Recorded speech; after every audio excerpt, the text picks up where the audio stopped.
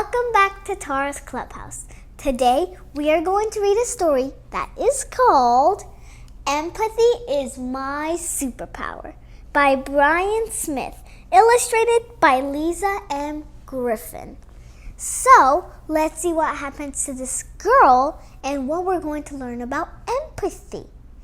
And remember, all of these books, I'm reading them for a reason, for us to learn something. So, if you don't know what empathy means, this can be a great example. So, what are we waiting for? Let's dive in. Empathy is my superpower.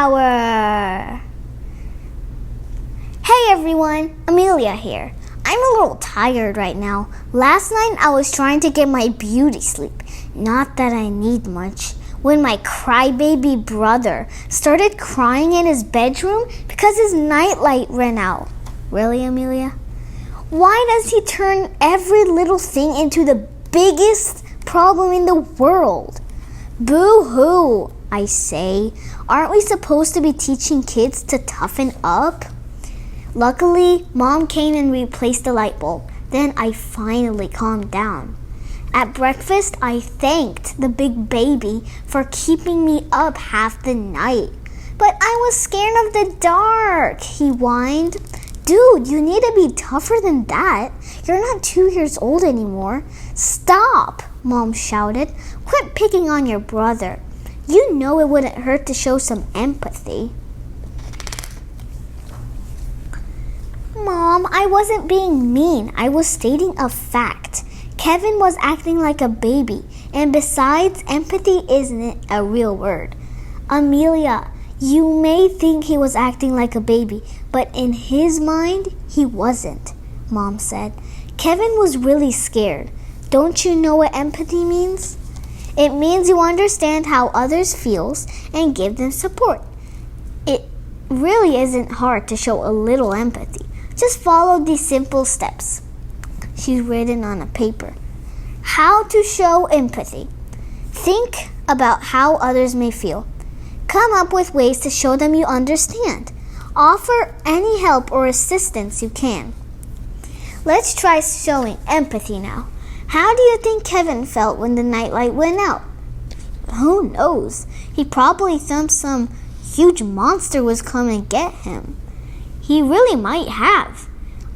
On a scale from 1 to 5, how scared do you think he was? Probably 10, as loud as he cried. Yes, he really was scared. That doesn't mean you should be scared in that situation. Different people handle situations differently. What would you do to show him you care? That's when I pictured myself as Super E. Be right back, Mom. Emilia is going to do something. I sprinted to my room, put my cape on, and then zoomed to the camping closet. Kevin always freaked out on camping trips when it got too dark, but he'd settle down and go to sleep if he had a flashlight. I tossed around all our camping gear until I found his favorite flashlight, but then I raced back to his room. Hey Kev, I'm gonna leave this by your bed in case the light goes out again. Just turn it on if you need some light. A curious smile crossed his face. Thanks, but who are you? I'm Super E, and the E stands for empathy. What's that? It basically means you let people know you care about them. And just like that, Mom and Kevin were happy. I decided to keep my cape on because today Super E was going to spread caring and understanding at school. As I walked the hallways, every kid looked at me like I was crazy. Too bad they don't understand empathy. And it didn't take long before Super E was called into action. I had just sat for lunch with my friends like usual when I saw Priya eating by herself again. Priya always eats alone because no one wants to sit by someone who eats real food all the time. As I watched her, I remembered what Mom had told me about empathy. Then I asked myself how Priya must feel sitting all alone. I bet she's lonely eating by herself every day. That can't be fun. Super E needed to show Priya empathy. I sprung to my feet and quickly took a seat next to Priya. She didn't look at me until I asked if I could eat lunch with her. Is this a joke or something? Why would you want to do that? Because I don't like you seeing lunch by yourself, and I think you're cool, I said. Priya smiled. We started talking and had a good time. We actually had a lot in common. I even found out that the food she eats is made from recipes that her grandparents brought from another country. How awesome is that? This empathy thing is really powerful. The next day in reading class, Kayla was really upset. Again. She always says things like, "Why can't I learn like everyone else?" and "This doesn't make sense." Her constant complaining was really annoying, so I shouted, "Just try harder." But then I remembered that whole empathy thing. Something really was bothering her. What should I do to show her I cared? I decided to get some advice from my favorite teacher, Mr. Parker. He asked if I knew exactly what was bothering Kayla.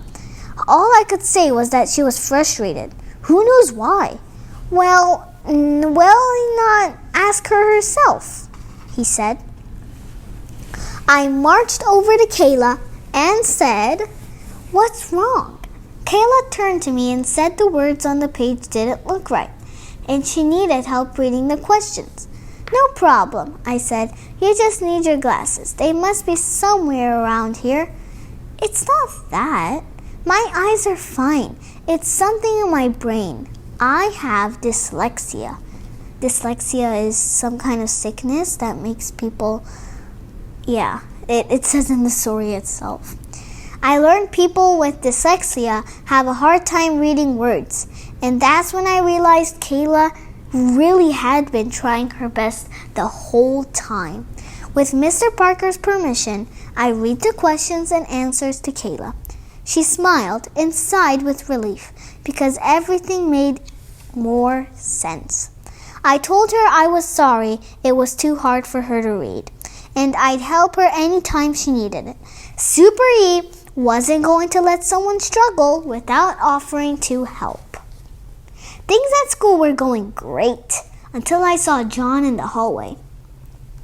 I couldn't warn him in time, and he stepped in the puddle by the water fountains. His feet flew in the air, and he fell with a thud. Oh no! Everything crammed in his backpack, scattered across the floor. Kids started laughing, and John was totally embarrassed. It was time for Super E. Have no fear, Super E is here. I did a big old belly flop in the puddle and shouted, "Wow, that's refreshing." The hallway erupted at laughter, and instead of pointing to John, they pointed at me. We both got up, then I helped them stuff everything back in the floor. I even wiped up the floor. "Why did you do that?" John asked. "Now you're soaking wet." "Because Super E is all about empathy," I said. "I care about you and wanted to help you out." The next day, my stomach hurt really bad. Without warning, I threw up in the middle of Mr. Parker's lesson. Gross. Eventually, their nurse arrived that 2 new superheroes had come to take me home. Totally confused, I asked, "To who?" Just then, Mom and Dad came around the corner. They were wearing caps, just like mine. What are you doing?" "We're Mom E and Dad E, the superheroes parents of Super E. We know feeling sick is awful, so we came here to show how much we care." They had a big surprise waiting for me at home. They had made a cozy nest of blankets for me on the couch. There was a glass of soda and a box of crackers too, in case I got hungry. Best of all, my favorite movie was ready to play on the TV. Even superheroes like me, Super E, can benefit from a little empathy. The end.